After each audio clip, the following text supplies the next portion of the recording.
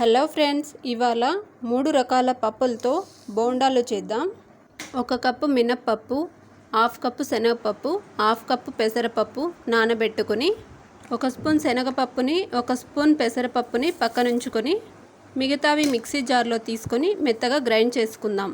Grind చేసుకున్న మిశ్రమంలోకి తగినంత salt, కొంచెం కరివేపాకు, మిగతా పప్పులు వేసి ఇంకొకసారి బరకగా గ్రైండ్ చేసుకుందాం.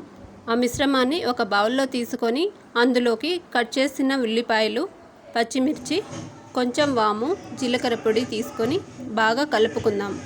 స్టవ్ మీద కడాయి పెట్టి ఆయిల్ వేసుకొని ఆయిల్ మరిగాక కలుపుకున్న ఈ మిశ్రమాన్ని 1 స్పూన్తో బోండాల్లాగా వేసుకుందాం. వేసుకున్నాక అలాగే 2 మినిట్స్ వదిలేసి వేగాక ఇంకొక సైడ్కి టర్న్ చేసుకోవాలి. ఇంకొక సైడ్ కూడా బాగా వేగాక గోల్డెన్ కలర్లోకి వచ్చినాక పక్కకు తీసుకోవాలి. అంతే ఫ్రెండ్స్, ఎంతో టేస్టీగా ఉండే మల్టీగ్రెయిన్ పప్పులతో బోండాలు రెడీ. వీటిని నేనైతే టమాటో చట్నీతో సర్వ్ చేసుకుంటున్నాను.